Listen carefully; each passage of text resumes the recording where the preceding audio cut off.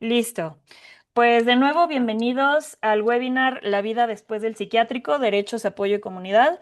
Mi nombre es María José López, ya les había contado, asistente de programa en Disability Rights International México. Hoy contamos con la participación de Lisbeth Brizuela, también de Disability Rights International México, Víctor Lizama, portavoz de la Red Orgullo Loco México, lo voy a decir bien para que se entienda bien, portavoz de la Red Orgullo Loco México, Marta García, directora del Movimiento de las Personas con Discapacidad, y Viridiana Olvera, médica autista y activista por los derechos de las personas neurodivergentes. Em, yo ya hice la presentación breve, pero les voy a pedir a nuestros participantes que se presenten un poco más de las cosas en las que trabajan y pues decir lo que quieran ustedes presentarse en unos 2 minutitos. Lisbeth. Hola, ¿qué tal? Un gusto a todas, todos, todes. Mi nombre es Lisbeth Brizuela. Soy directora para México de una organización que se llama Disability Rights International. Nos dedicamos principalmente a documentar la situación de las personas que viven en instituciones residenciales, como por ejemplo casas hogar, hospitales psiquiátricos, albergues, centros de rehabilitación, entre otros tipos de organizaciones. Hemos hecho 6 informes sobre México, y DRI también tiene acciones de incidencia a nivel nacional e internacional. Por ejemplo, en su momento apoyamos como para la reforma de la Ley General de Salud en materia de salud mental. Y recientemente hicimos, bueno, pedimos a Naciones Unidas, al Comité sobre los Derechos de las Personas con Discapacidad, que hicieran una investigación sobre México, sobre la situación de los hospitales psiquiátricos, y esta investigación fue publicada en marzo de este año. Entonces, pues bueno, eso es más o menos lo que hacemos.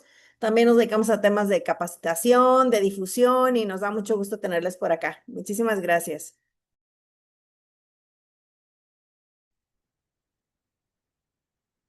Am, Víctor.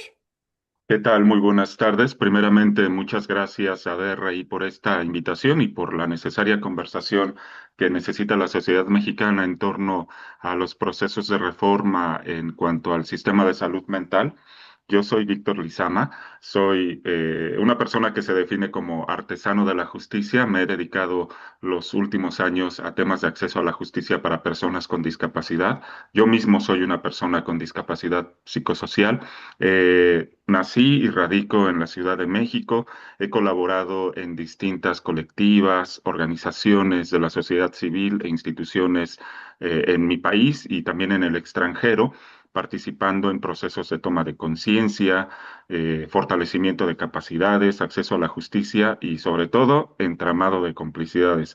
Me gusta construir refugios al borde de los precipicios y sueño con otros mundos posibles de justicia y dignidad para las personas con discapacidad psicosocial.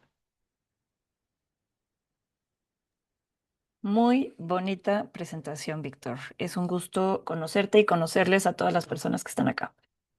Marta, por favor. Gracias. ¿Qué tal? Buena tarde a todas y a todos. También quiero agradecer muchísimo, pues, el que podamos coincidir en este espacio para hablar de un tema que considero muy importante. Yo soy Marta García, mujer con discapacidad, usuaria de silla de ruedas, soy trabajadora social, activista también por los derechos de las personas con discapacidad. Y creo que no lo voy a decir tan bonito como lo dijo Víctor, pero creo, yo también estoy convencida de que poder tejer alianzas, poder construir también en comunidad, podría cambiar la perspectiva de las personas que tenemos alguna condición de discapacidad. Así que por eso también estoy acá compartiendo un poco, pues desde la visión también del trabajo social. Muchas gracias y es un gusto. Muchísimas gracias, Marta. Y Viri.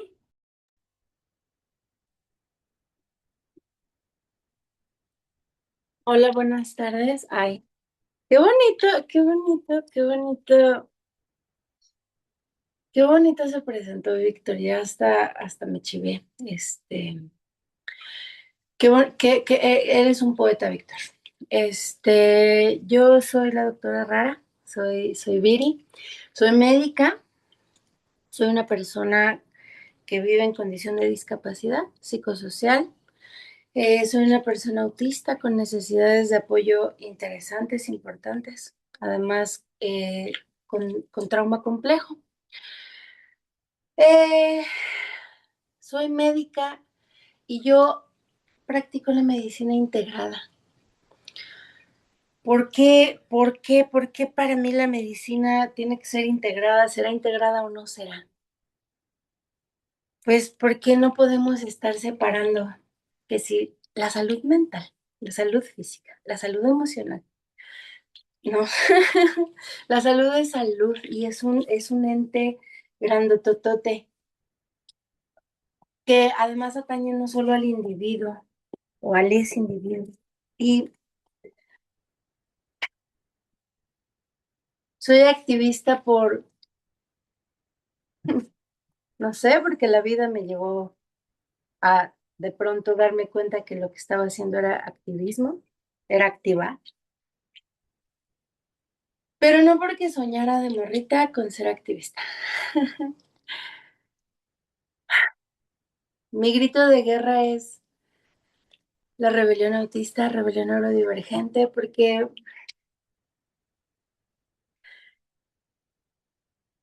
la salud no puede ser solamente esto, sino también cómo se expresa esto y cómo esto se puede sentir seguro. Y eso es por lo que trabajo y para lo que trabajo todos los días, no solamente en mi labor profesional, sino en mi propia vida. Entonces, pues sí, soy revoltosa desde morrita, soy, soy rara y resignifico la rareza. Gracias. Muchas gracias, Viri. Pues ahora sí vamos a entrar en materia. Les platico un poco. Hicimos este webinar a partir de la inquietud que salió de una situación muy grave y preocupante que sucedió en 3 hospitales públicos de la Ciudad de México y que no solo sucede en estos hospitales, ¿no? Los hospitales psiquiátricos del país, pues están en situaciones muy complejas que ya nos contará Lisbeth más a detalle, pero como personas que luchan por los derechos de las personas con discapacidad, no queríamos dejar pasar la ocasión y queríamos comunicar mejor por qué no estamos de acuerdo con que la salud mental se trate con encierros y castigos y separados de la comunidad. ¿Y cuáles son las alternativas? Porque hay muchas personas que dicen, pues, si tienes una crisis, pues obviamente te encierran y vas al psiquiátrico, ¿no? Y entonces nosotros les queremos compartir cuál es nuestra visión y cómo funciona estas propuestas, ¿no? Entonces, la primera que va a hablar, a exponer, a platicarnos es Lisbeth Brizuela. Por favor, Lisbeth, adelante, tienes 10 minutos. Recuerden que les voy a avisar cuando les queden 2 minutos y cuando les queden 30 segundos, ¿va? Gracias. Vale, muchísimas gracias, Majo. Pues les platico un poquito de lo que pasó. Me gustaría como empezar con el contexto de los hechos en las últimas semanas, ¿no? Para hablar un poco de esta conversación. Aproximadamente el 10 de junio nosotros empezamos a recibir información de que los hospitales psiquiátricos de la Ciudad de México, que son el Fray Bernardino, el Juan N. Navarro, que es de niñas, niños y adolescentes, y el Samuel Ramírez, que son instituciones públicas a nivel federal y que dependen de la Secretaría de Salud y de la Comisión Nacional de Salud Mental y Adicciones, tenían, pues ahora sí que como que no estaban recibiendo suficientes alimentos, que no están recibiendo alimentos para las personas que estaban ahí internadas, ¿no? Tanto el personal médico salió en redes sociales diciendo que no había comida para las personas internas, ¿no? Familias, o sea, como que empezó a haber mucho movimiento en internet de lo que estaba pasando. Nosotros como DRI, pues no nos quedamos únicamente con esto. De hecho, yo recibí testimonios de primera mano como de servidores públicos que me dijeron, oye, está pasando esto, te avisamos que no hay comida en los hospitales psiquiátricos. Empezamos a buscar testimonios, pues para corroborar toda la información que había en redes y no quedarnos como únicamente con eso. Y pues efectivamente recabamos algunos testimonios donde nos decían no hay comida, y bueno, pues después vimos las movilizaciones en redes sociales del personal de salud, de familias, de personas usuarias de los servicios, hablando como de este recorte de los alimentos, ¿no? Em, lo que mencionaba el secretario de Salud, David Kersenovich, era que había un adeudo a la empresa que proporcionaba el servicio de alimentos, y que pues que el problema surgió con el proveedor y que lo estaban resolviendo. Eso fue como un viernes antes, como por ahí del 13, me parece. Y el problema de alimentación, bueno, pues bueno, en torno a todo esto, una de las personas me comentaba que cuando deja de haber alimentos, el personal de salud del hospital empieza a, de su propia bolsa, juntar dinero e ir a comprar alimentos, pues para las personas internas, ¿no? Después lo que hace CONASAMA y Secretaría de Salud de manera muy rápida fue que contratan a una empresa de manera emergente que básicamente estuvo otorgando box lunch a las personas internadas en los hospitales, ¿no? Y esto quiere decir que les daban chapatas, hot dogs y alimentos con altos contenidos en azúcar que no respetaban las dietas de las personas. Por ejemplo, me decía, le están dando chapatas a gente que no tiene dientes, alimentos altos en azúcar a niñas, niños y adolescentes que no tienen, o sea, que no pueden estar comiendo estos alimentos o a personas diabéticas. Entonces, pues todo este descuido, esta negligencia por parte del Estado nos muestra pues la debilidad del sistema de salud mental, ¿no? Posteriormente, gracias a la presión social, a las manifestaciones de los trabajadores, de las familias, en redes, se restablece el sistema de comida, pero el 16 de junio sale CONASAMA a decir públicamente con un comunicado que todo está operando con normalidad, ¿no? Pero al mismo tiempo en ese mismo comunicado dice que el fallo correspondiente a la licitación pública para la contratación de los servicios de alimentos, pues ya se había como solventado, ¿no? Y bueno, pues el problema central creo que no es la falta de alimentación. Fue una falta muy grave por parte del Estado que puso en riesgo la vida y la integridad de las personas que estaban recibiendo servicios en los hospitales psiquiátricos. Es una falta grave, de verdad, en donde pues el personal de salud tuvo que salir a hablar sobre esto y no únicamente hablaban sobre la falta de comida, sino los recortes en los alimentos, hablaron como de todas las condiciones en las que se encontraban. Y bueno, pues el problema nos muestra, o sea, expone lo que ya venimos documentando de mucho tiempo atrás, ¿no? Que la institucionalización es inherentemente peligrosa. Más que hablar de si mejorar un hospital psiquiátrico, hay que hablar de cuáles son los servicios que tenemos accesibles las personas en la comunidad para recibir atención, para recibir salud mental.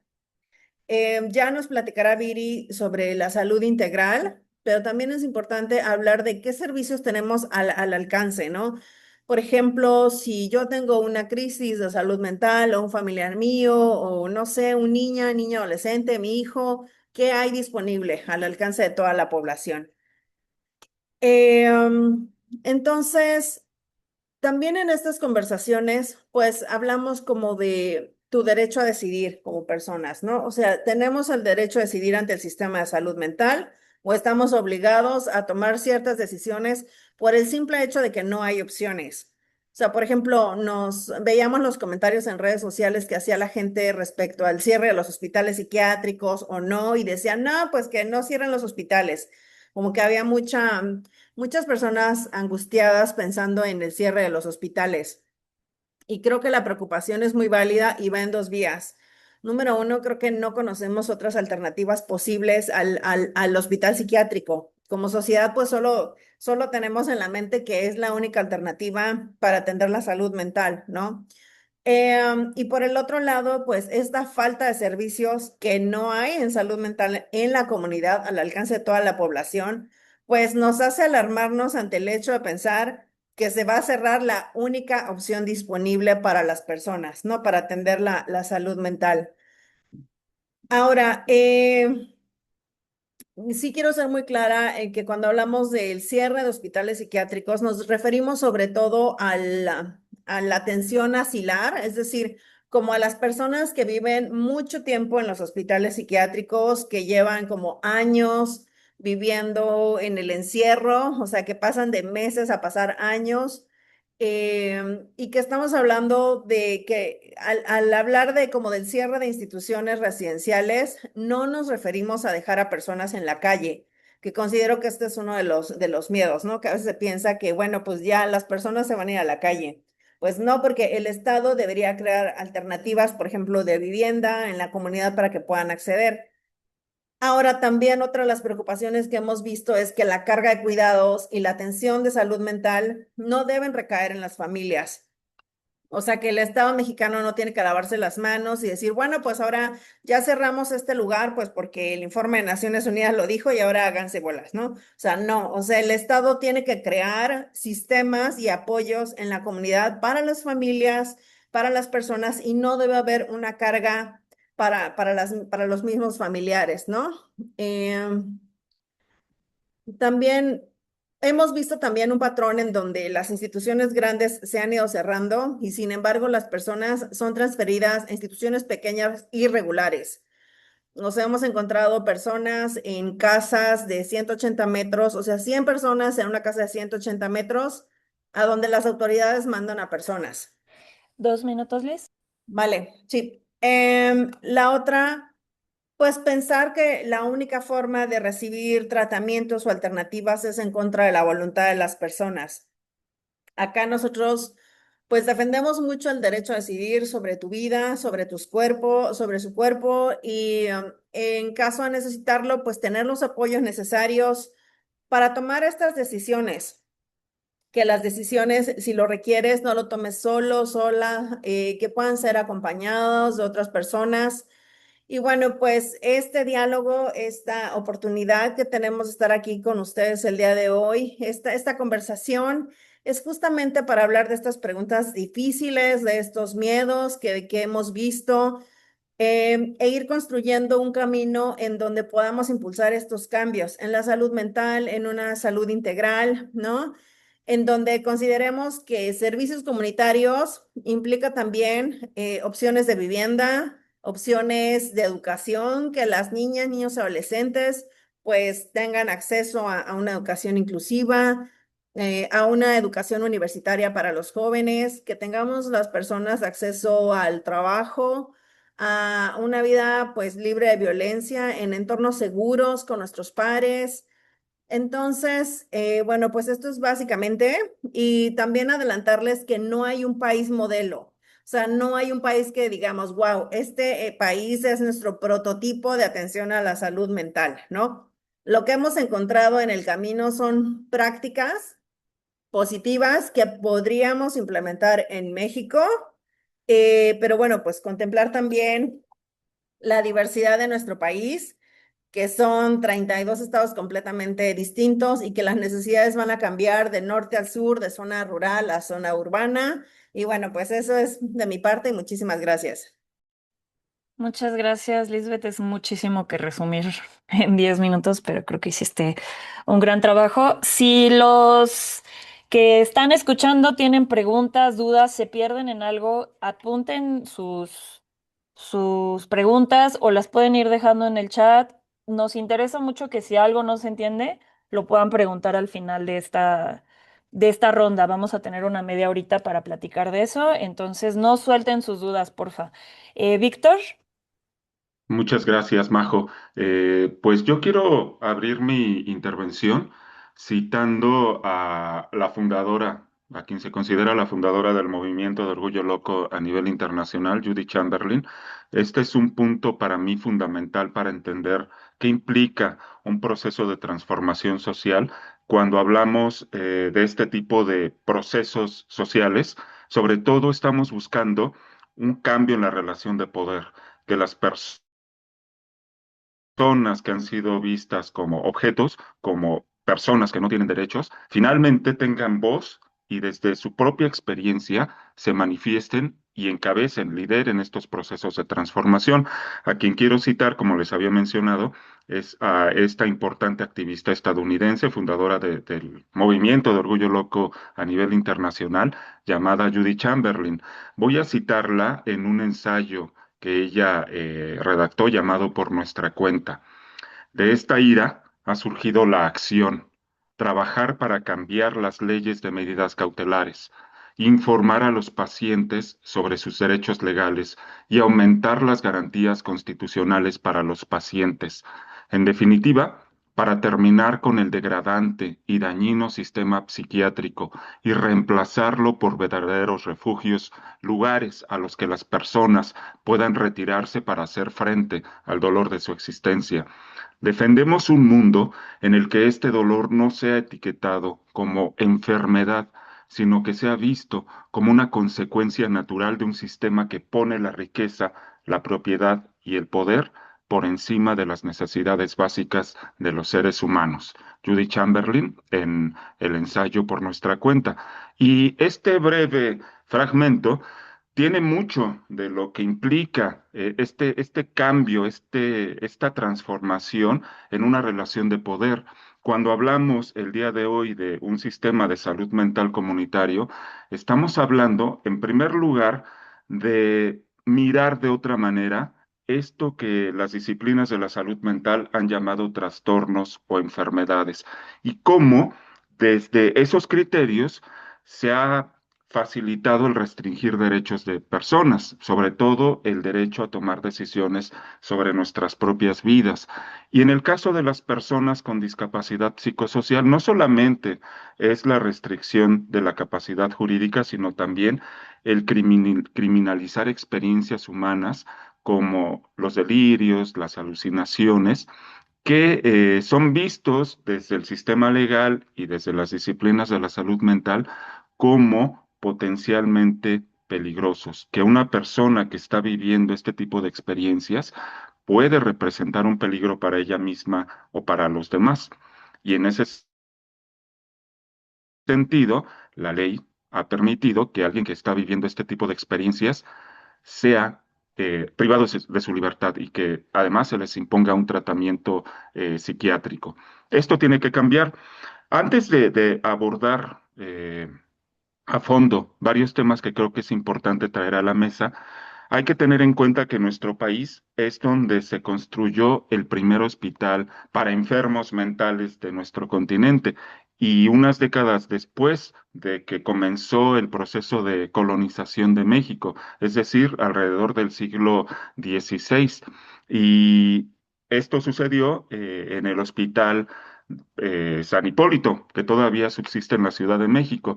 Ese hospital estuvo abierto durante toda la colonia y durante el primer siglo después de que México se constituyó en una nación independiente.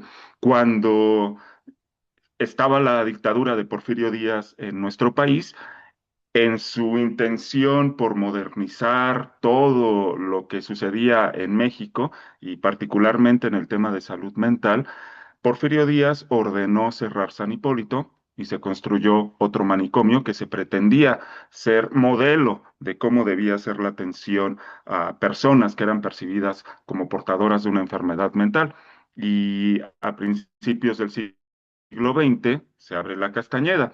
Este hospital estuvo abierto la mayor parte del periodo postrevolucionario y se cierra en 1968, más o menos cuando estaban por comenzar las Olimpiadas de México, y se abre una red de hospitales psiquiátricos en todo el país. ¿Qué sucedió a lo largo de todo este tiempo?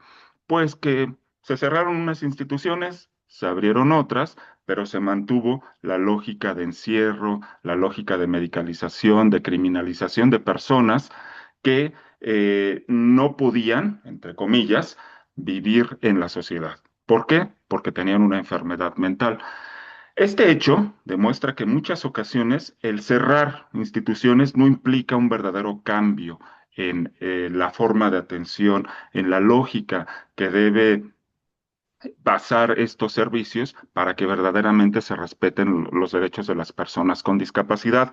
En años más recientes, diría que es fundamental tener en cuenta que en nuestro país hubo un proceso de construcción de colectividad desde las organizaciones de la sociedad civil, más o menos entre 2017 y 2018, porque en el Congreso Federal varias personas legisladores tenían la intención de proponer leyes nacionales en salud mental, leyes generales en salud mental, y este colectivo, que se denominó Salud Mental con Derechos, se opuso a que se construyera, que se presentara, se aprobara legislación de esta naturaleza, porque esas leyes sostenían esta lógica asilar, esta lógica restrictiva de derechos, esta lógica criminalizante hacia ciertas poblaciones, y a lo largo del tiempo, este colectivo construyó una propuesta propia que respetaba los estándares y principios internacionales en materia de derechos de personas con discapacidad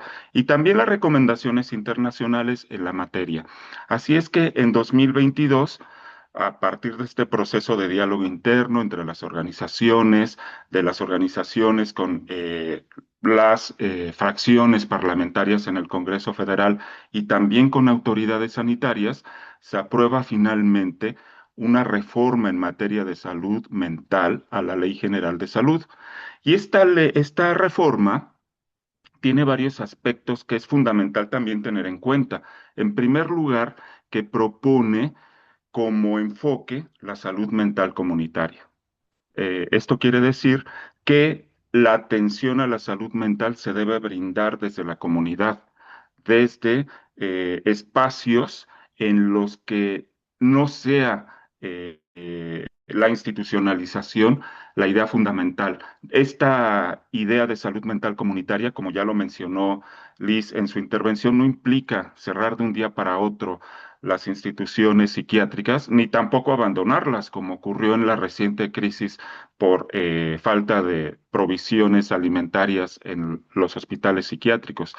Este proceso implica no solamente cambiar la forma en que se atiende a la persona usuaria, sino también destinar presupuestos, ajustar las normas secundarias a lo que plantea la reforma, implica brindar apoyos para la persona usuaria, pero también para las redes de apoyo que han sostenido a la situación de las personas usuarias de los servicios de salud mental. Implica 2 minutos, fundamentalmente Víctor.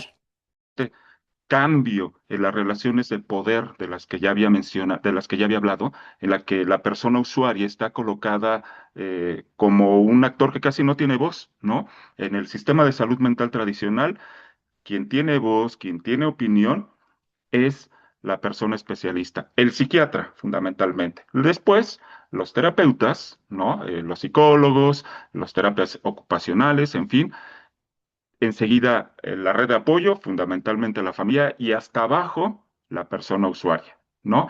Y la reforma también plantea algo muy importante, que es reconocer el derecho al consentimiento informado. La persona usuaria de los servicios debe saber cuál es su diagnóstico, cuál es el tratamiento que se le propone seguir y sobre ello tomar decisiones. Y por supuesto, esta reforma también impide, prohíbe los internamientos contra la voluntad y los tratamientos también contra la voluntad.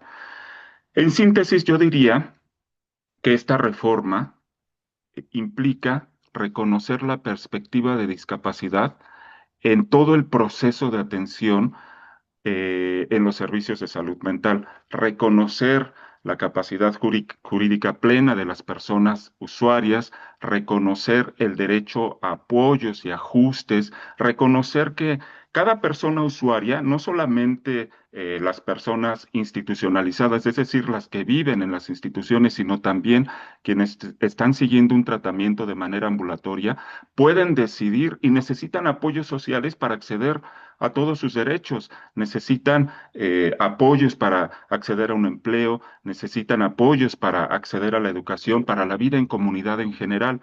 Y un tema fundamental en mi movimiento, que es el acceso a la justicia y a la reparación.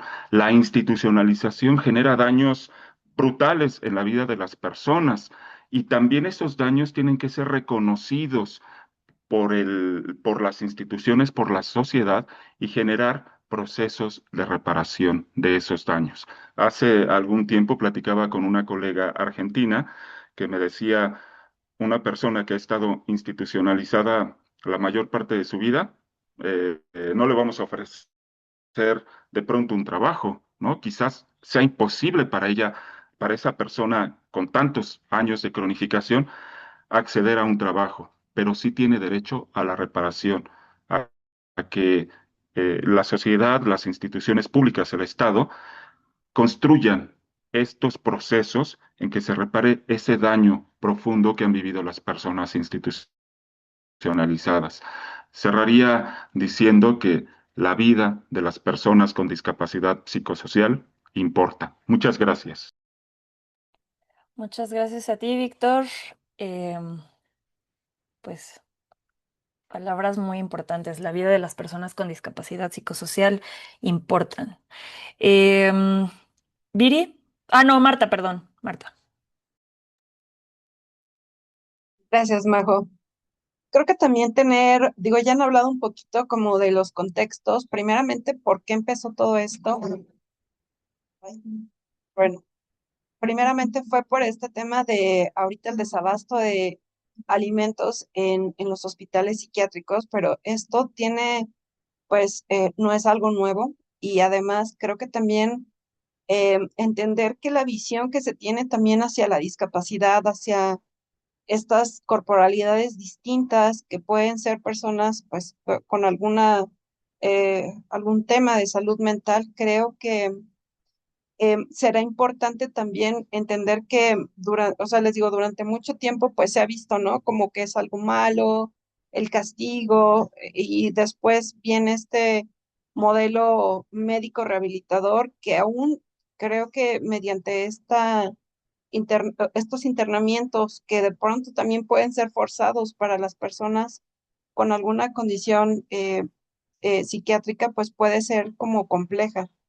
En ocasiones dejamos de lado el que, pues, la persona, o sea, pensamos que la persona solamente necesita medicamentos o consultas médicas y nos olvidamos también de estos vínculos importantes que son, pues, nuestra familia o nuestras redes de apoyo, que también tengamos oportunidades a un trabajo, a la educación, tener esta autonomía. Y creo que es importante también que empecemos a pensar que si pudiéramos hacer este proceso de desinstitucionalización, pues que también sea siempre de la mano de las personas que son usuarias.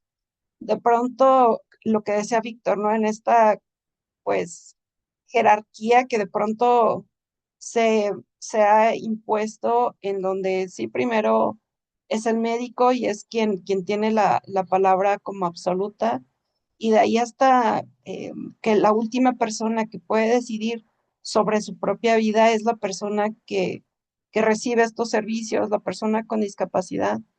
Y ya hemos visto, pues, con diferentes informes que incluso ustedes han documentado en donde estas experiencias de estar en instituciones, pues, no es que siempre favorezcan a las personas. Siempre también asociamos el hecho de que no las dejamos salir porque dependen, porque ya no van a poder desarrollar sus habilidades. Incluso también hay rupturas de nuestras redes de apoyo, nuestras redes familiares, pero también la exclusión social, en donde incluso también pues, puede haber violencia, obviamente vulneración a nuestros derechos. Y cuando una persona permanece por muchos años en una institución, A veces también, pues incluso en cosas tan sencillas como decidir qué comer, a dónde ir, qué hacer ese día, es muy, muy complejo, ¿no? Porque también esta persona, eh, si es que queremos como volverla a la comunidad, tendríamos que tener apoyos para que la persona pueda decidir en dónde quiere vivir. Si necesita un empleo, también ver qué apoyos requiere para ello. Este, tener también redes de apoyo que de pronto también las familias pues llegan a abandonar a estas personas. Entonces, el hecho de también contar con una red de apoyo comunitaria, incluso entre pares, creo que también eso es como muy importante. Tener información como la que comentaba Víctor relacionada a quienes también viven una situación similar, que es esta ayuda entre pares, creo que también es importante. Y cuando están institucionalizadas, pues no tienen acceso a ello. En ocasiones también,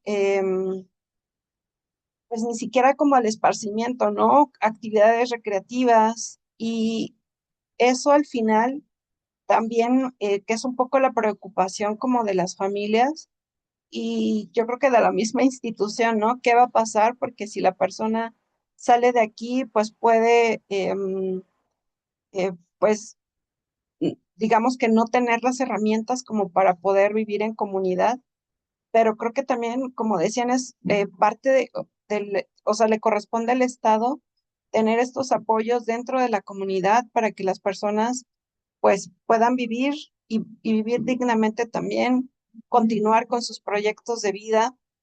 Pero otra cosa que también de pronto olvidamos en estas instituciones es que también se vive pobreza, se vive discriminación, y creo que también todo eso tiene que ver con a veces la ausencia incluso del mismo gobierno, ¿no? Que pues no hay como mayores apoyos más que estén pues internados, estén bajo medicación, bajo esta atención médica que de pronto a veces incluso pues puede imponerse a la persona y pues va a ser importante que también la persona, siempre les digo de la mano, podamos acompañarles en este proceso.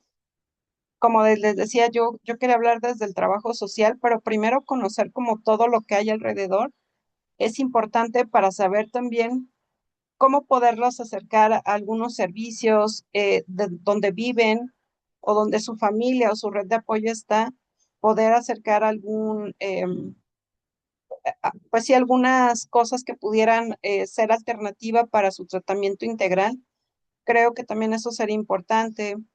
Hay algunas personas que también tienen miedo, ¿no? También a poder salir porque a veces esto que ya no es como tan cotidiano de estar afuera, puede causar cierto miedo, pero si lo hacemos de manera gradual, creo que eso sería como muy importante, ¿no? También tratar de hacerlo de manera gradual y que a veces también eh, dar como esas herramientas, dotarlos para que puedan fortalecer como pues su participación. Además, también es importante poder cambiar estos estigmas que se tiene acerca de la salud mental. Hay que también tener como procesos de concientización hacia la comunidad y que también, pues, o sea, la misma comunidad pueda arropar a la persona. Creo que eso también sería importante. Ahorita hablamos también, bueno, Víctor habló un poco de las políticas públicas, pero de pronto en el papel pueden estar muy bien, pero tenemos que ir más allá y pues hacer que de una forma u otra se puedan em, pues respetar y se puedan pues llevar a cabo, ¿no? Para que se pueda implementar. Y bueno, el problema no es que las personas vivan en la comunidad. Realmente, si queremos hablar de inclusión, de salud mental y de derechos humanos, necesitamos dejar de preguntarnos cómo atender una crisis. debemos preguntarnos cómo garantizar una vida digna para cualquier persona. Yo creo que el éxito tampoco se va a medir en el número de camas que ya estén disponibles, más bien se va a medir por el número de personas que puedan participar plenamente, que puedan construir relaciones significativas, ejercer también sus derechos en igualdad de condiciones. Y obviamente eso representa un enorme desafío tanto para los gobiernos como para la sociedad. Y eso, pues al final de cuentas, sí es una tarea que nos toca a todas y a todos. Y yo creo que contribuir a construir comunidades donde nadie tenga que elegir si estar institucionalizada o sola, creo que más bien, les digo, es una tarea de todos en donde tenemos que acompañar. Es cuanto, gracias. Muchas gracias, Marta. Muy, muy claro y muy esperanzador tu visión de cómo medimos el éxito de un sistema de salud. Y por favor, Viri, doctora Rara, por favor.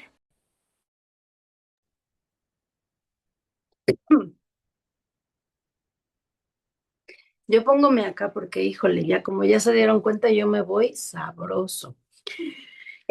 Gracias. Qué nutricio escucharles. Majo, hiciste una pregunta al principio cuando estabas presentando y dijiste, ¿por qué no tratar la salud mental desde el castigo, ¿verdad? Desde el encierro, yo de alguna forma lo interpreté como desde la pérdida de la garantía de mis derechos humanos, ¿no? Y de mi libertad. Y me gustaría responder lo que vino a mi mente así, lo escribí, ¿no? Porque el objetivo es restaurar la salud. Y entonces, por eso hablaba yo hace ratito que me presenté del tema de la salud integrada, ¿no? No visto como, o sea, no vamos a hablar aquí desde si la especialidad o no la especialidad, no, sino del por qué ver la salud desde un todo, ¿no? Y ello implica la salud mental, lo que conocemos como salud mental, ¿no? ¿Por qué? Porque no soy solo mente. Todo lo que pasa en mi mente tiene implicaciones en mi cuerpo. Ay, pregúntenselo a una persona con dolor crónico, por ejemplo, ¿no? Como el trauma tiene muchas implicaciones en la corporalidad, en la salud, pero mi salud no es solamente mi corporalidad, ¿verdad? Y mis mente y mis emociones. También tengo una salud social. Mi salud también depende de que tenga una vivienda, de que pueda participar en comunidad, de que tenga garantizadas mis condiciones materiales de existencia. Ajá. Y entonces se vuelve un tema bien cabrón. Porque, pues a mí me encantaría decir, el que lo rompe lo paga, ¿no? Y entonces decir, va Estado, va sistema, tú me rompiste, tú lo pagas, güey, ¿no? Que sería lo ideal, ¿no? O sea, en una búsqueda de justicia, en un proceso de justicia, si no hay una reparación de daño, pues no hubo justicia, ¿verdad? Y entonces, creo que es bien importante, perdón, voltear a ver la salud comunitaria justo como eso, la responsabilidad, la implicancia en cada uno de nosotros, como miembros de una sociedad, el que el otro esté saludable, ¿no? Y a mí me encantaría, la verdad es que sí decir y creer que podemos llegar a habitar, o sea, solo hacer propuestas, ¿no? Y decir, va, o sea, porque a mí si me preguntaran, Viri, ¿cuál sería tu propuesta? Pues yo primero les diría, ¿no?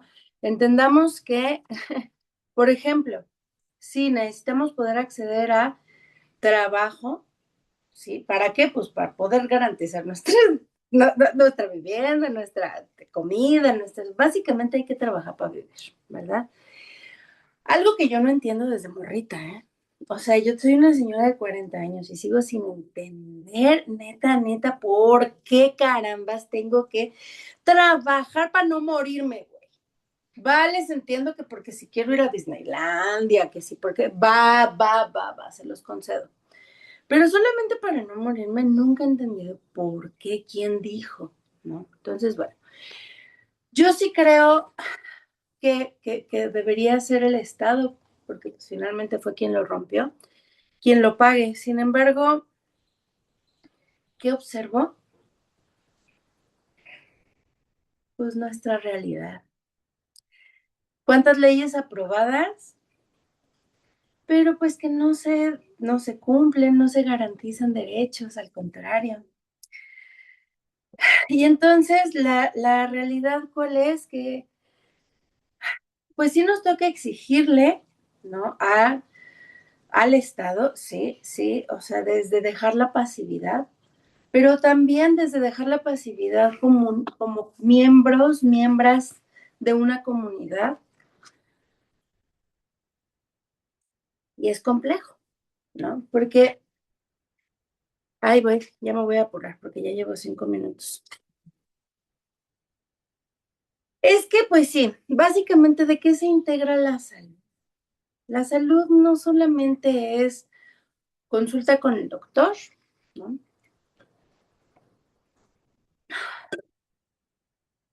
Una receta llena de lo que quieras, ¿no? Si te fue bien de suplementos. Ah, y ya, ¿no? Y hágase cargo, señora, ¿no? De su chiquillo, de usted. Sin embargo, la salud no es hasta ahí, porque imagínate, o sea, cómo carambas le dices al paciente que vive con lo que llaman bien patológicamente, ¿no? Depresión resistente a tratamiento. Chinga tu madre, ¿no? O sea, a una persona que, pues sí, ya le diste acceso a salud mental, ya le diste acceso a medicación psiquiátrica y ya tal, ¿no? Pero no le estás dando un acceso a la sociedad, güey, a ser parte de la sociedad. Porque si no produces, no vales.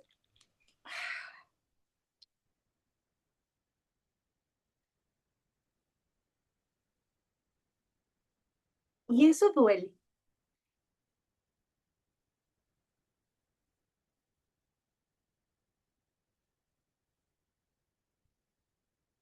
Entonces, necesitamos entender que un sistema nervioso, que básicamente es así como que si lo habláramos en términos de computación, o, ¿no? Sería como el soft, el hardware, ¿no? O sea, y la tarjeta madre, ¿no? El cerebro lo que indica, lo que manda. Para que un sistema nervioso pueda verdaderamente ponerse en un estado de sanar, necesita sentirse seguro. Y si un sistema nervioso no se siente seguro, no va a sanar. Por más medicación, por más terapia psicológica, por muy buenos que sean. Ya no hablamos ni siquiera si ni siquiera le suplementamos a las personas, ¿no? ¿Qué pasa en los psiquiátricos? Yo soy médica, sí, por supuesto, pero también soy una persona que fue psiquiatrizada. Iba en 10º semestre de medicina cuando tuve uno de los colapsos más fuertes de mi vida, de los burnouts más fuertes de mi vida, que terminó en un intento de suicidio y terminé psiquiatrizada en institucionalizada, ¿no? Entonces, lo puedo hablar yo hablo desde aquí, ¿eh? No, yo no hablo desde la bata. Y la realidad en los hospitales psiquiátricos es que, pues, respondiendo otra vez la pregunta que hizo Majo, ¿no? De por qué no tratar la salud mental desde el castigo o el encierro, porque el objetivo es restaurar la salud. Una persona que está en un hospital psiquiátrico, el objetivo no es restaurarle la salud. A mí me vio el psiquiatra creo que 2 veces en las como 3 semanitas que estuve ahí, no me acuerdo bien. Me fui por alta voluntaria, fíjense, para seguir autoviolentándome, para poder presentar exámenes y poder ser médica, pero ojo, no lo digo desde el juicio a mí, ¿eh? Si no fuera médica, no sé si pudiera hoy garantizar mis condiciones materiales de existencia, ¿verdad? Porque hoy existe la telemedicina y bendita sea Dios, es una forma de sobrevivir. Entonces, ¿cuál es el objetivo? Restaurar la salud y entender que la salud va, incluida la salud mental, va mucho más allá, principalmente la salud mental. La mente es lo que dirige todo, de la mente nace todo. Va mucho más allá que de consultas y pastillas. Se requiere que tengamos garantizadas nuestras condiciones materiales de existencia. Y sí le toca al Estado y sí nos toca a la comunidad. Sí, nos toca a los dos. Y no es todo desde el individualismo de, pues, tú ya saliste del hospital psiquiátrico y ahora, imagínense cuando yo salí de mi último internamiento, a mí me dijeron que no podía trabajar por 6 meses. ¿Quién se iba a hacer cargo de mis necesidades, verdad? Entonces,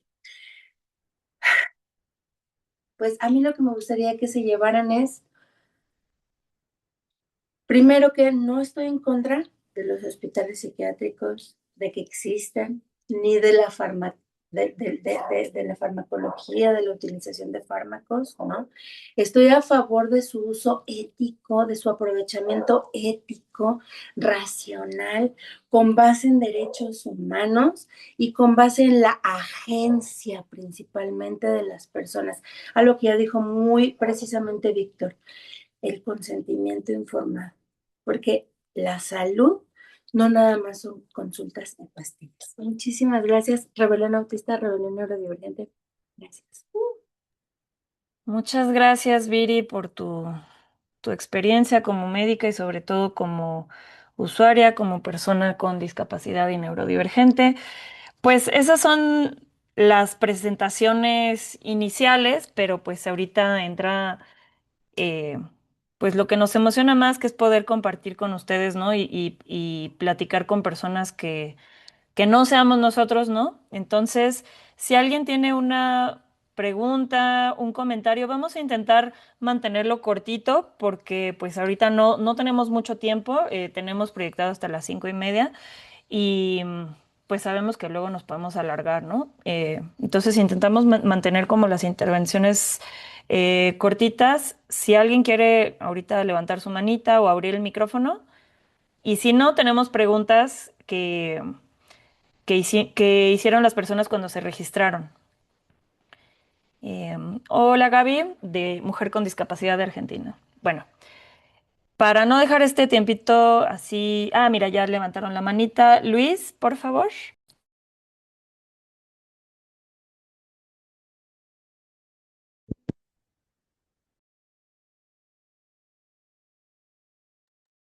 Hola, buenas tardes. Saludos por acá. Soy Luis desde Chile, desde Punta Arenas, al otro lado del continente. Agradecido por las exposiciones.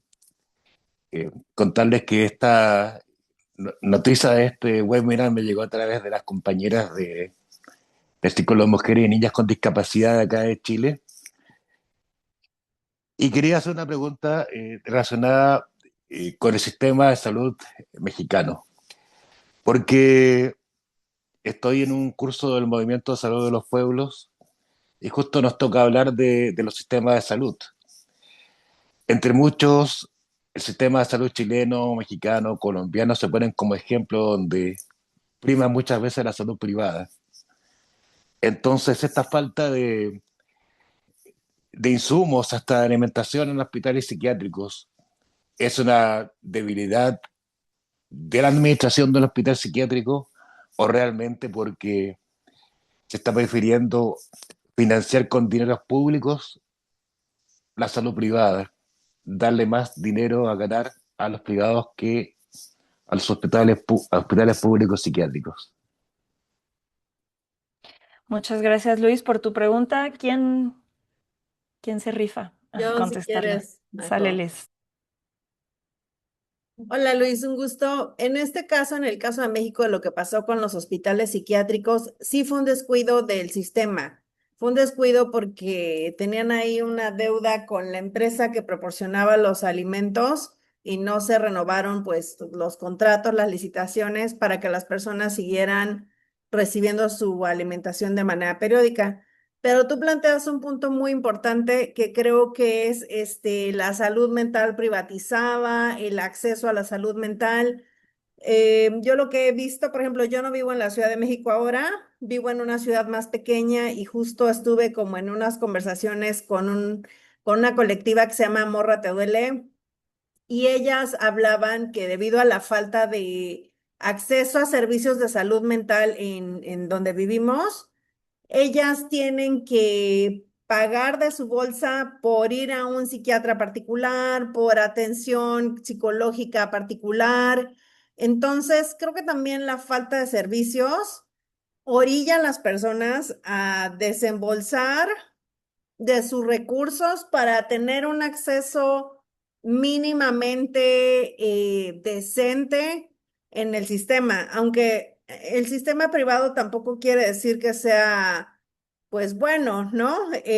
Tiene también muchas cosas, pero la cuestión es que debido a la falta de acceso a la salud en cualquiera de los sentidos, ya sea mental, ya sea salud física, pues la gente tiene que recurrir de sus recursos a, pues a invertir en en servicios privados. Eso sería de mi parte.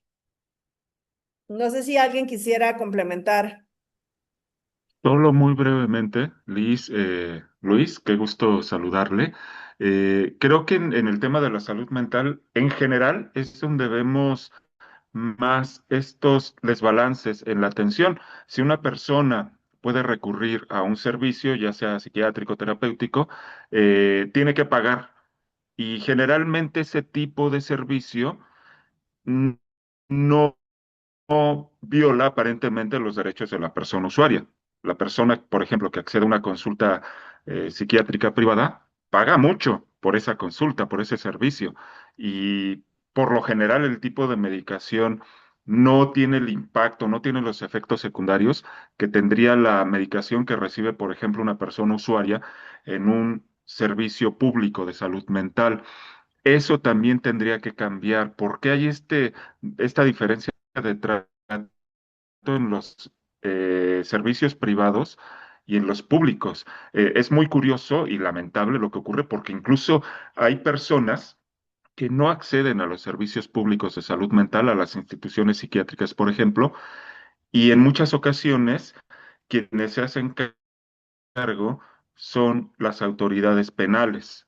Estamos hablando particularmente de personas en situación de calle con presuntamente una discapacidad psicosocial, personas usuarias de drogas con consumos problemáticos que se les imponen los servicios a través del sistema penal y terminan en instituciones penitenciarias. Eso también hay que tenerlo muy en cuenta cuando hablamos de esta transformación de los servicios, porque de pronto el sistema penal es el que reconoce, entre comillas, este derecho a la salud, impone tratamientos, impone encierro a personas a las que finalmente se les castiga por tener una discapacidad psicosocial, ¿no? Entonces, así de amplio es como se dan estos servicios de salud mental, no solamente en México, sino en el mundo. Muchas gracias, Víctor. Raúl levantó su mano y también en el chat Marta Autista pidió la palabra. Entonces, primero Raúl y yo creo que después vamos a Marta y ya luego contestamos. Muchas gracias por Hola, tu pregunta, buenas. Luis. Hola, soy Raúl Montoya del colectivo Chucán y bueno, sería que yo quería preguntar o hacer el comentario de que qué piensan sobre, por ejemplo, a las personas que se encuentran institucionalizadas para que puedan salir a la sociedad y ejercer sus derechos. ¿qué tan importante creen que sea el apoyo entre pares y el empoderamiento? Porque a veces, y para uno que vive en la comunidad, puede llegar a ser a veces un poco atemorizante el hecho de vivir salir a la calle o convivir con otras personas. Pues las personas que se encuentran ahí encerradas por mucho tiempo es más difícil. Y bueno, nos ha tocado un compañero también que salió del Cebarepsi y pues se tiene que empoderar y desafortunadamente no se puede empoderar como debía y volvió a caer ahí pero bueno, ¿qué opinan del empoderamiento para que las personas que salgan pues ya no necesiten reingresar o que puedan vivir realmente incluidos en la comunidad? Gracias. Muchas gracias, Raúl. Dame chance, Viri, a que haga su pregunta a Marta y ahorita abrimos para respuestas. ¿Va? Marta, Sí, ya estoy. ay, ya ¿Listo? ahorita, listo. Ok. Bueno, más que una pregunta, quiero dar una opinión. Yo creo que lo que más necesitamos todos es información, porque hay una ignorancia, pero increíble. Y esta ignorancia nos está llevando a agresión absurda que no tenemos necesidad. Voy a poner un ejemplo. Yo soy autista de diagnóstico tardío, tercera edad, ciega de un ojo. También tengo trastorno de estrés postraumático por haber vivido con psicópatas. Y además de eso, tengo encefalomielitis miálgica. Hace aproximadamente 8 años tuve una crisis. Yo no sabía que era autista porque me robaron toda mi fortuna, pero todo lo que tenía. Entré en una crisis, en un burnout autista, ahora lo sé, y me internan en un psiquiátrico. Fue una situación bastante difícil, espero no llorar, y y me di cuenta que realmente los que deberían de estar internados en muchas ocasiones eran los propios psiquiatras, psicólogos y todo el personal que estaba ahí, porque los que hacían cosas verdaderamente fuera de lo humano, de lo racional, eran ellos. Esto me brincó mucho. O sea, yo tengo también altas capacidades y entonces se da cuenta uno perfectamente de lo que está sucediendo, aunque no tienes la información por la ignorancia, tanto de médicos, de psiquiatras y de un montón de gente. Entonces, si hay falta, por ejemplo, yo estuve en Aguascalientes, en México, y lo único bueno que tenían era la comida. Y ahorita que hay falta de alimentos, sí me pongo a pensar en la torre, cómo estará ahora, ¿verdad? Y bien dijo alguien hace ratito, creo que fue Viri, mm, la psiquiatra me vio una sola vez, no me permitió hablar. Cuando, por ejemplo, yo le dije, es que mis hijos son monos voladores del psicópata. ¿Saben qué hizo la psiquiatra? Decir que yo tenía alucinaciones porque veía a mis hijos como monos voladores. O sea, ni siquiera tenía la información correcta de lo que en psicología es un mono volador. Entonces, mi desesperación, mi petición, mi necesidad, que también de alguna manera y en mi trinchera, porque insisto, soy una mujer de tercera edad, casi ciega y autista con todo lo que tengo. Desde mi trinchera he estado luchando muchísimo. Acabo de ir al DIF a sacar mi credencial de discapacidad y me dicen que no me la pueden dar porque no soy ciega completamente y el autismo es discapacidad, nada más para niños, pero no para adultos. Entonces, son detalles que uno dice, ¿es en serio este lugar donde yo estoy viviendo? ¿Es en serio que haya tanta gente en situaciones institucionales, trabajando en instituciones totalmente ignorantes y desinformados y que de verdad más de 3 enfermeros, más de 3 médicos que yo he visto, los que deberían de estar en un psiquiátrico son ellos? Hubo una situación que yo viví muy fea de un psicólogo que cuando empecé a hablar con él, me empezó a agredir y me intentó violar dentro del psiquiátrico. Cuando yo quise hablar, dijo, la señora está loca y no pude hacer nada más. Entonces, hay una situación asquerosamente ignorante en todo lo que son instituciones. Hace 8 días pedí una ambulancia porque empecé a sangrar horrible, ¿correcto? Y la ambulancia llegó y me dijo, no la puedo llevar porque no es un accidente, no es bala y no puedo llevarla, señora. Llegué como pude al hospital y me dijeron, no hay camas. Entonces, todas las instituciones y váyase a morir a su casa. Gracias a Dios, con mis remedios, soy terapeuta en técnicas alternativas. Aquí estoy todavía viva, pero sí con el gran dolor de ver este México, este Latinoamérica y este mundo tan exageradamente ignorante. Y creo que donde debemos de poner énfasis no es tanto en que si comen o no comen, qué bueno que sí coman, creo que es algo importantísimo, porque eso es primario para la vida, pero en el hecho de capacitar a la gente y no permitir. Yo en muchas ocasiones en toda mi vida, y ahora lo sé, ya que tengo un diagnóstico, me quedé callada sin expresar lo que yo sentía, lo que yo pensaba, lo que yo sabía, precisamente por no incomodar a alguien, cuando realmente debí incomodarlos y hacerlos pensar. Entonces les pido a todos los que tienen voz y voto, como ustedes, en meter la mano en algo, que lo que se haga sea informar, que se exijan personas verdaderamente informadas y capaces, humanas además, en todas estas instituciones. Sé que es difícil, sí, pero si no empezamos no lo vamos a lograr. Gracias. Muchas gracias por tu participación, Marta, por compartirnos y por confiarnos pues detalles tan dolorosos, de verdad, lo siento mucho. Viri, ahora sí, si puedes contestar tú y bueno, esperamos a ver si alguien más de los participantes quiere contestar algo y también Nadia tiene la mano levantada. Gracias, mi corazón. Yo le quiero responder a, híjole, los nombres. La primera persona que hizo la pregunta, que preguntó si el Estado o si se está empujando para que la consulta privada y yo te respondería que es el capacitismo, mi corazón. Porque justo lo que se busca no es restaurar la salud de la persona, solamente es ver hasta qué nivel puede ser productivo. Y cuando ya no eres productivo, cuando al contrario te vuelves una carga, te institucionalizo y sin embargo podemos notar algo, ¿verdad? Yo algo que comparto con Martita creo es esa, ese deseo de cobijo, ¿verdad? Y que en varias ocasiones lo he expresado por medio de eh, decir, sí me iría a Paraíso otra vez, ¿no? Donde estuve, no un hospital psiquiátrico, ¿verdad? Porque ahí sí no.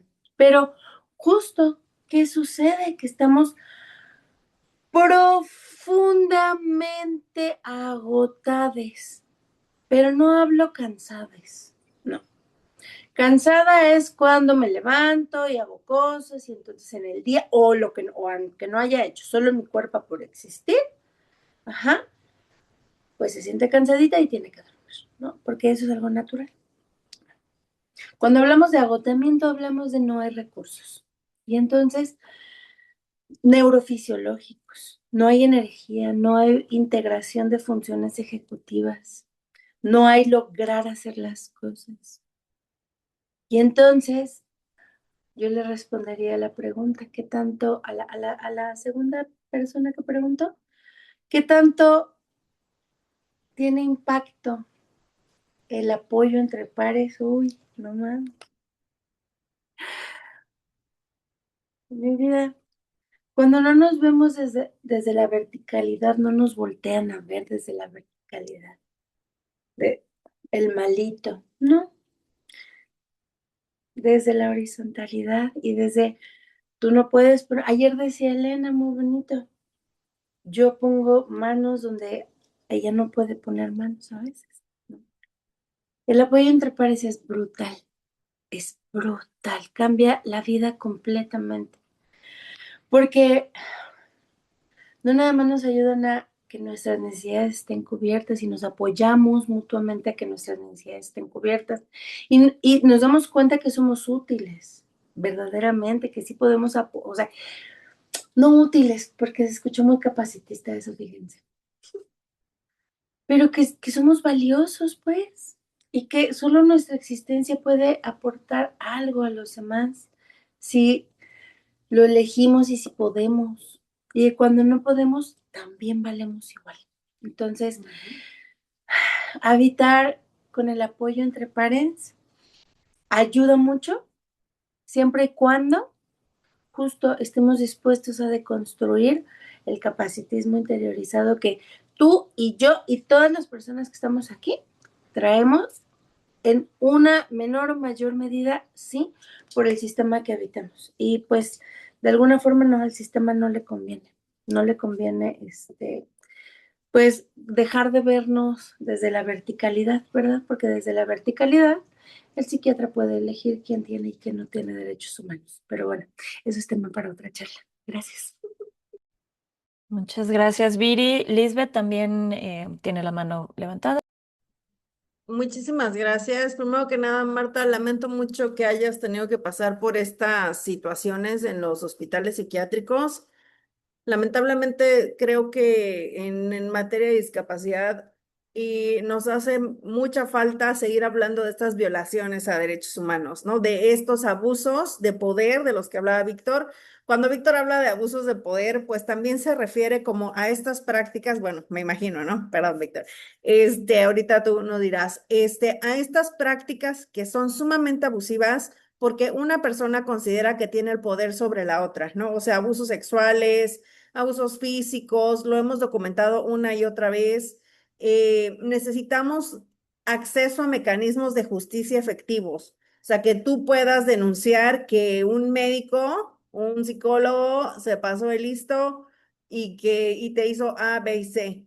Desafortunadamente en estos desbalances del poder, lo que vemos es que si tú quieres levantar una denuncia, pues vas con el director de la institución y resulta que el director es amigo de todos y entonces no quiere denunciar a sus cuatitos y entonces las denuncias se quedan como en el limbo.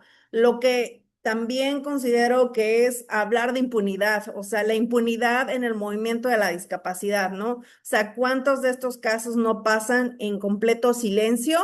Porque pues no hay mecanismos, porque no hay acceso a la justicia, porque no hay mecanismos de denuncia de estas situaciones. Y bueno, pues respecto a lo que preguntaba Raúl sobre el apoyo entre pares, ya te contestó Viri, yo creo que también por ahí Víctor, Marta, nosotras desde Majo y yo, desde nuestras amigas crónicas, pues creemos creo que el apoyo entre pares es fundamental para ir generando estas redes pues, como justamente de apoyo con personas que han pasado situaciones como tú. Nadie más lo va a entender más que otros que han vivido lo mismo que tú, ¿no? Pero me parece muy importante el punto que menciona Viri sobre, pues, trabajar también sobre estos capacitismos que tenemos dentro de los mismos movimientos y dentro del apoyo entre pares. Gracias. Gracias, Lisbeth. También Marta me dice que quisiera responder. Gracias, Majo. Creo que también Raúl hablaba de cómo poder integrarse o cuando sales de una institución, cómo poder hacerlo. Y creo que también esto del apoyo entre pares, yo también considero que es fundamental, pero también es importante, obviamente esto va a llevar tiempo, pero también capacitar y yo lo dije hace un momento, más bien concientizar a nuestra red de apoyo, a las familias, a la misma comunidad, porque al final de cuentas, donde vamos a estar después de un internamiento, pues tal vez que pueda ser largo, necesitamos estar también en un lugar donde podamos sentirnos cómodas o cómodos y creo que eso es importante. De pronto también en esta verticalidad que dice Viri, donde los médicos tienen como, o parecería que tienen la verdad absoluta, creo que también aquí es importante ir concientizando, cambiando también esas narrativas, como decía Viri, este capacitismo que se tiene, sí desde las personas con discapacidad, pero también desde estos profesionales de la salud y que em, donde es importante que también ellos se den cuenta que no lo saben todo.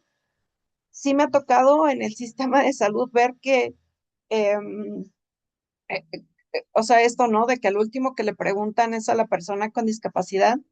Y yo considero que las personas con discapacidad somos un amplio, pues, lugar, si quieren verlo así, un amplio espacio donde podemos también generar conocimiento, porque si no entendemos que las personas con discapacidad que han vivido estos procesos no pueden generar conocimiento, creo que estamos perdidos, porque em, el sistema de salud tiene muchos años y se actualiza, pues de pronto en algunos espacios a pasos agigantados, pero en otros no tantos, y creo que es el caso de las instituciones psiquiátricas, en donde seguimos viendo modelos que vienen pues replicándose desde hace mucho tiempo, ¿no?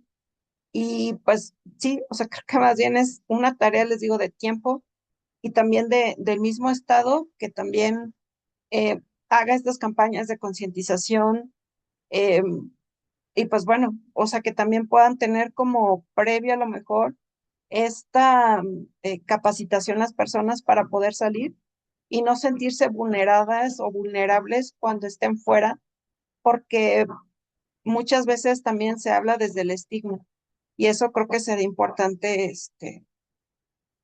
pues, trabajarlo, ¿no? Desde todos los ámbitos. Muchas gracias, Marta. Y Víctor también quería añadir un comentario. Muchas gracias, Majo. Pues lo que nos compartió nuestra compañera Marta, que lamento mucho lo que está enfrentando, es una realidad para muchísimas personas, no solamente con discapacidad psicosocial, sino en general, ¿no? Con cualquier tipo de discapacidad, esta negación para acceder a los derechos, esta descalificación de tus capacidades, ¿no? Y en el tema concreto de la discapacidad psicosocial, parte de esta transformación que hemos exigido quienes nos hemos involucrado en la reforma es que las personas que acceden particularmente a servicios de salud mental puedan dialogar, sean escuchadas, sin sesgos, sin prejuicios, sin estos estigmas de que una persona, por ejemplo, que está viviendo una situación crítica en salud mental, no comprende, no puede decidir. Todo lo contrario, es necesario identificar a través de qué mecanismo podemos construir un vínculo con una persona que está viviendo una situación crítica y ayudar a que desescale esa situación. Esa es como la clave en esta transformación de los servicios, que esto que hemos solido llamar crisis en salud mental no sean vistas como situaciones que están poniendo en riesgo a las personas, sino que desde el apoyo mutuo, desde la sociedad, desde los propios servicios, hay otra forma de acompañar estas situaciones y apoyar a la persona para que ella misma identifique qué es lo que tiene que hacer y se desescale la situación, ¿no? Que no se recurra al tratamiento contra la voluntad, a los internamientos contra la voluntad, y que estas herramientas estén disponibles para las redes de apoyo de la persona con discapacidad. Como en su momento mencionó Liz, en el mundo no hay un modelo que integre todo esto que se está buscando en el mundo para transformar los servicios, pero sí hay buenas prácticas, sí hay trabajo desde los propios colectivos de personas con discapacidad psicosocial. El día de hoy, por ejemplo, se habla de la autogestión del malestar, de la autogestión de la locura, pero también profesionales críticos en materia de salud mental han generado materiales. Yo en este momento identifico uno que construyó un psicólogo español que se llama Javier Erro y su material Saldremos de esta, que brindan información a los entornos de la persona con discapacidad psicosocial para saber qué hacer ante una situación crítica. Todo esto tiene que cambiar y en este cambio, por supuesto, es necesario que parte de ese apoyo provenga de las propias personas expertas por experiencia en estas situaciones, que si una persona está viviendo una situación crítica, si una persona está en búsqueda de un empleo, si una persona con discapacidad psicosocial necesita hacer ciertos trámites, pueda contar con el apoyo de un par, ¿no? Y no nos referimos solamente a un apoyo de tipo voluntario, de tipo informal, sino que este tipo de apoyos también sean reconocidos como un trabajo profesional. Marta, por ejemplo, ha estado muy involucrada en el tema de traer a México la figura del asistente profesional para personas con discapacidad en general. ¿Por qué figuras como estas no pueden estar disponibles también para personas con discapacidad psicosocial que apoyen en situaciones críticas, que apoyen en la obtención de un empleo, que apoyen en labores de la vida cotidiana de la persona con discapacidad? Justo este tipo de figuras serían las necesarias para que los procesos de desinstitucionalización sean efectivos, que una persona que ha vivido esta cronificación por el encierro y por los tratamientos brutales que se suelen dar en las instituciones, cuenten con apoyo continuo para restituir derechos, para habilitarles para la vida en comunidad, para construir a final de cuentas vínculos, que es algo fundamental en la vida de cualquier ser humano. Sentirnos identificados, sentirnos escuchadas, escuchados, sentir que nuestras ideas, nuestros proyectos de vida son posibles y que también las personas con discapacidad psicosocial tenemos derecho a soñar y a ser parte de la comunidad. Muchas gracias, Víctor. Y Nadia Abigail tiene su manita levantada. Hola, muy buenas tardes. Buenas Pues tardes. tenía una pregunta, pero ahora ya tengo varias. Este, hablan de discapacidad psicosocial, pero jurídicamente, por ejemplo, el TDA no está catalogado como una discapacidad, solamente el autismo. También retomando lo que decía Marta, la primera Marta, no Marta García. Hay muchísima violencia en el ámbito médico en cuanto a tratarnos con dignidad, porque no te escuchan. Bueno, en mi caso yo soy paciente, soy usuario de servicios de salud mental y además llevo a mi hija y pues literalmente me tengo que poner mi traje de usuaria de salud mental para que me hagan caso. Y tengo que ir con una sonrisa, a ver, doctor, doctora, es esto, y tengo que ir estudiada antes, por si me dicen que no, decir no, es que no me puedes decir que no por esto, y no me puedes negar el medicamento. Y, por ejemplo, en las pruebas, hay aquí una situación que creo que mencionaba Marta acerca de que no hay pruebas para mujeres adultas. Y hay mucha, como decía Marta García, hay una brecha en el conocimiento.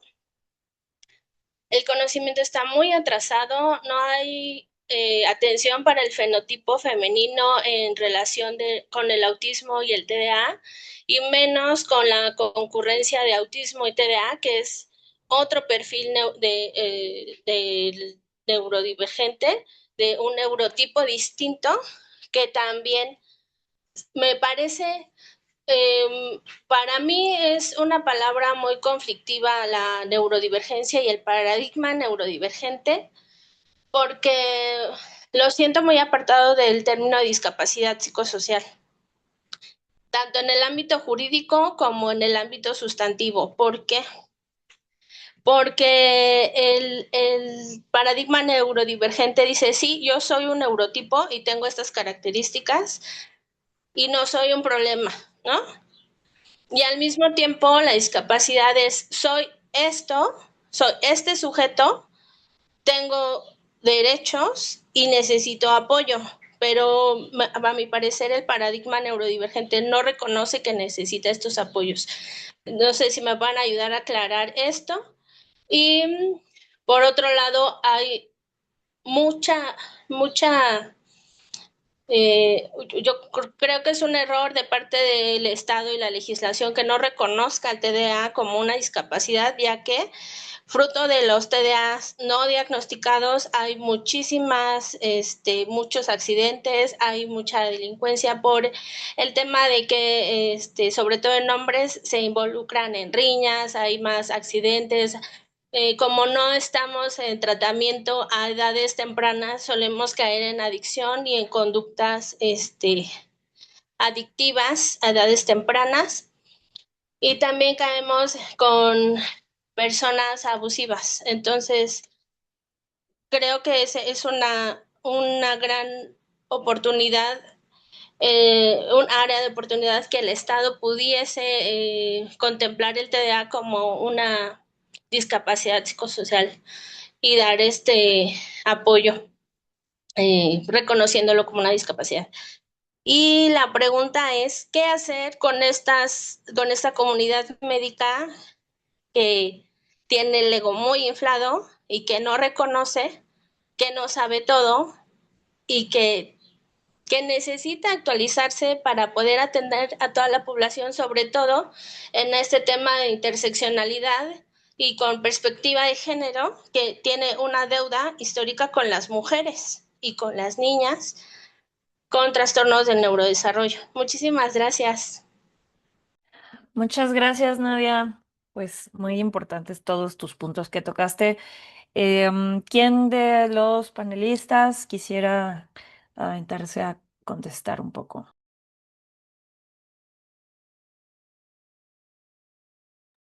Viri, por favor. Oli.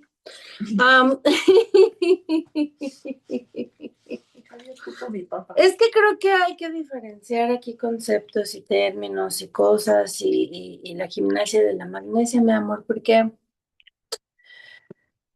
el paradigma de la neurodiversidad no niega que necesitemos apoyos, no, al contrario, ¿no? Desde el paradigma de la neurodiversidad reconocemos que toda persona autista necesitamos apoyo, toda. Seas nivel 1 de apoyo, 2, 3, ¿no? ¿Qué es una discapacidad psicosocial? Sí. A la atención divergente o el espectro ejecutivo divergente, también lo consideramos, lo tomamos como una discapacidad psicosocial. Claro que sí, pues básicamente, ¿por qué? Porque fíjate, lo que sí tenemos que entender desde base es que no estamos hablando de términos clínicos. Ajá. Ojo, ojo, ojo, ¿no? O sea, el paradigma de la neurodiversidad puede, sí, y debería permear el área clínica, por supuesto. Simplemente el paradigma de la neurodiversidad nos invita a ser respetuosos con todas las formas de existencia. Ajá, con todas las formas de expresar nuestra existencia, de poder habitar esta piedra, ¿no? Sin capacitismo, ¿no? El tema es que, bueno, jurídicamente hablando y hablando de temas del Estado, es todo un tema, porque todo lo que se debería, pues está cabrón, ¿no? O sea, ¿por qué? Porque nos tenemos que ir a intersectar temas, por supuesto que son políticos también, mi vida, ¿no? O sea, y entonces por eso es que nace el término neurodivergente, ¿no? Porque neurodivergente no es un término clínico, es un posicionamiento social y político, ¿no? Ahora también un término que yo acabo de conocer es el neuropunk, ¿no? Finalmente. O las neurodisidencias, ¿no? Básicamente es dejar de justificar nuestra existencia. Pero volvemos se intersecta con temas políticos, ¿verdad? Claro que sí. ¿Por qué crees que existe el capacitismo? Porque obedece a un sistema capitalista, heteropatriarcal, donde la esclavitud sigue siendo nuestro día a día. Ni tú, ni yo, ni nadie de los que estamos aquí somos personas verdaderamente libres. Y entonces volvemos a cuál es el sistema que nos gobierna y nos oprime, al que todavía le pagamos por hacerlo. Pues está resurgiendo la extrema derecha en América Latina, ¿no? Entonces, o sea, Por eso es que es una conversación bien importante y que debería y debe de permear en todos lados, sí. Ahora, ¿qué hacer específicamente con los médicos? Híjole, yo no te puedo dar una respuesta así específicamente porque depende mucho cómo respondería yo y cómo responderías tú, ¿no? Creo que lo que haces es desde conocer tus derechos, pues es muy responsable contigo el informarte, saber cuáles son tus derechos y ejercerlos. Por supuesto que sí, el tema es que tampoco podemos decir, bueno, pues quienes no se informaron y no conocen sus derechos, pues por güeyes, ¿no? Pues no, ¿no? Entonces, sí, la capacitación, pero más que la capacitación, coincido con la concientización. Híjole, pero es un tema bien complejo porque a mí, a mí, no me quieren en ningún lugar que tenga que ver con gobierno, por ejemplo. Porque todo mi discurso, pues, va hacia, pues es que no nada más podemos decir, ay, bueno, es que así es el sistema capitalista y ya. No, las personas, nuestras personas, nuestra banda, estamos agotadas y no podemos sanar habitando el mismo sistema que nos enfermó. Qué precioso escucharte que ejerces tus derechos y los haces valer, mi corazón. Sí. Y no necesitas ser siempre desde la confrontación, desde el enojo, ¿verdad? Puede ser desde donde nosotros lo elijamos. También se vale desde decir, oye, doc, pues yo creo que quizás no eres la persona ideal, para atenderme, ¿no? Entonces, pues me marcho, ¿no? O eso en una consulta privada, ¿no? Y en una consulta pública, pues es complejo, es bien complejo, porque pues no nomás podemos andar, ojalá pudiéramos andar brincando de consultorio en consultorio. El tema es que es un sistema completo el que habitamos así. Entonces, por eso invito tanto a la autodeconstrucción y en colectiva, pues, en comunidad, que aceptemos cuando alguien nos dice, oye, creo que estás siendo un poco capacitista, ¿no? No mames, sí, ¿no? O sea, en lugar de, y con nosotros mismos, atrevernos a voltear a ver, porque si no hacemos algo desde ahí, está cabrón, y más si es desde nosotros mismos, ¿no? Si no dejamos de replicar esos mismos sistemas en nosotros, está cabrón.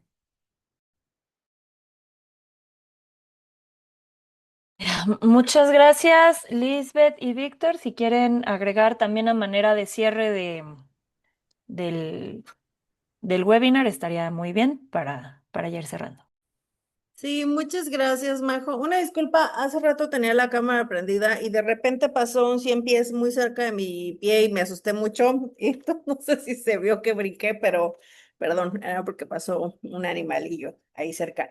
Pero bueno, lo que yo quisiera cerrar es una frase de mi colega Ceci Guillén, de en primera persona, que nos dice que entre loca y loco hay un patriarcado a diferencia, porque considero que lo que me gustaría cerrar es esto que nos comentabas sobre, o sea, la atención médica, psicológica, psiquiátrica, ¿no? Desde estos desbalances del poder, desde la falta de investigación hacia las mujeres, pues también es un problema que hemos visto y que hemos estado nombrando pues a partir de un tiempo para acá, ¿no? Entonces, claro que la salud mental debe tener enfoque de género, que los servicios comunitarios deben tener enfoque de género y discapacidad a la vez y contemplar pues la diversidad de la población. Eso sería mi cierre. Gracias y gracias a todas, todos por unirse. Les dejo nuestro Instagram.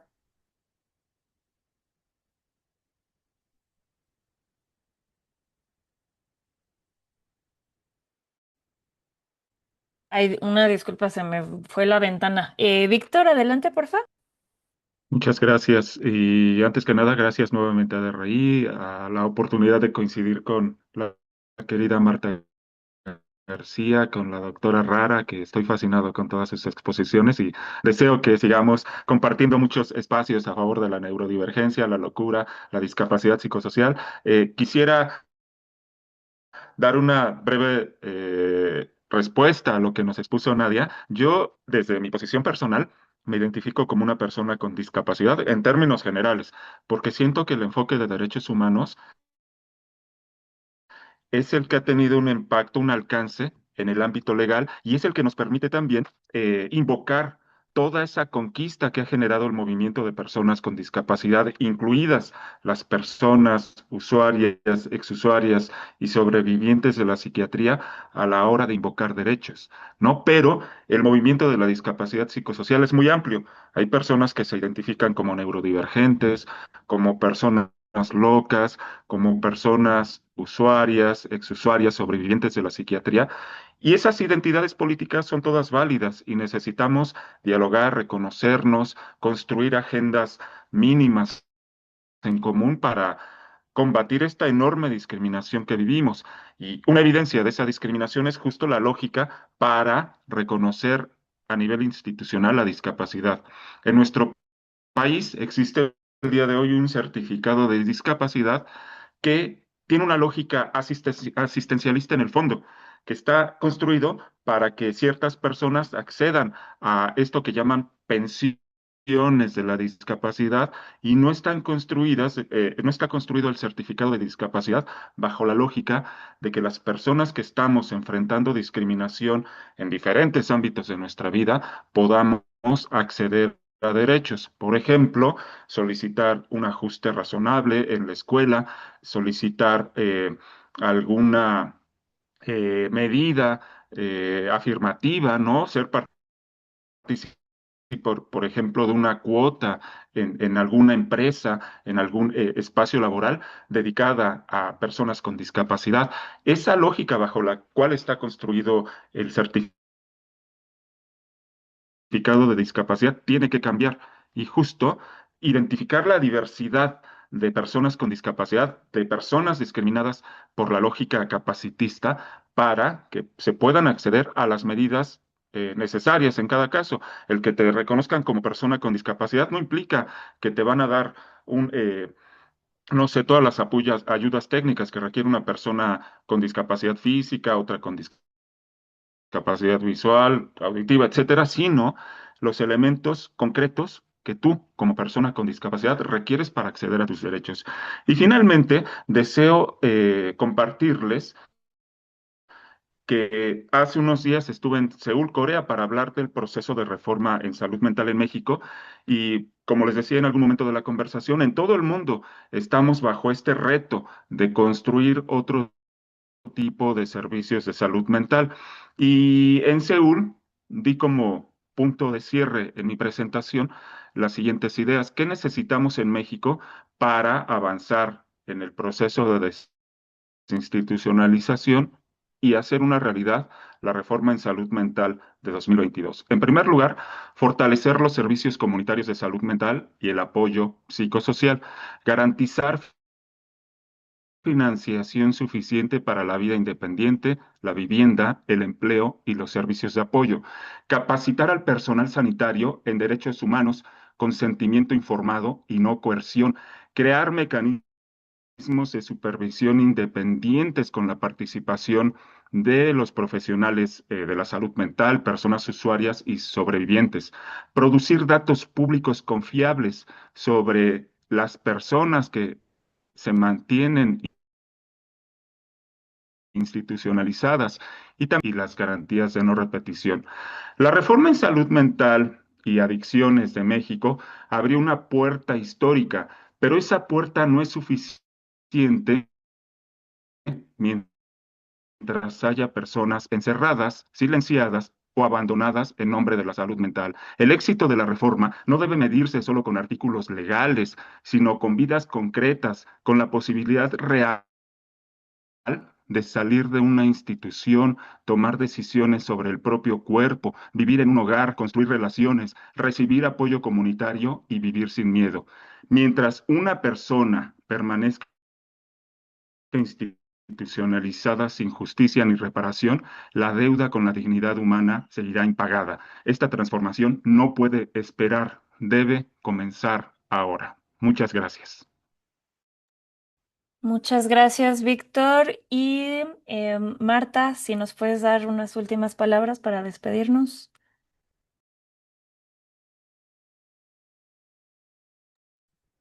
¿A yo? Gracias, Majo. ¿A Liz? Sí. Gracias, Majo. Creo que quedarnos con esta parte de que todas las personas tienen el derecho a poder vivir en comunidad y tomar sus propias decisiones, vivir de manera libre. Creo que ese sería como mi mensaje de cierre, pero lo más importante es que quienes vamos a construir eso somos entre todas y todos, no la persona que es usuaria de servicios psiquiátricos, o sea, no, es toda la comunidad y es algo que tenemos que hacer eh, cada una de nosotras, cada uno de nosotros. Muchas gracias. Pues muchísimas gracias. Eso fue todo de nuestra parte. Muchísimas gracias a los que nos acompañaron por estas ya casi 2 horas. Les recordamos que vamos a subir la grabación de esto a redes sociales. Si hablaron y no quisieran que su participación saliera, nos pueden escribir ya sea a nuestras redes sociales o también ahorita les voy a poner en el chat nuestros correos para hacérnoslo saber. Y pues bueno, muchísimas gracias. Esperamos tener muchas conversaciones así y también si se gestionan desde otras organizaciones, otros espacios, otros colectivos de apoyo entre pares, pues también invítenos, nos encantaría participar. El chiste de esto es no solo quedarnos en la conversación, en la platicadita, sino seguir avanzando, seguir presionando, porque pues si nosotros ya sabemos que esto no va a cambiar, ¿no? Entonces, de nuevo, muchas gracias. Sí, ya también me pueden pedir que pongan un filtro, les pongan borrosos la cara, lo que ustedes necesiten para que no salga así nomás su participación. Eh, ya salió que quieren una cita con Viri. Entonces, eso en sus redes sociales. De maquillaje y peinado. Sí, bueno, ok. Filtro de maquillaje y peinado. Está bien, te ponemos así como de gatito. Bueno, pues ahora sí, muchísimas gracias. Dejamos de grabar. Gracias, Majo, por la conducción, por ayudarnos moderando el espacio. Bueno, hasta luego. Bye.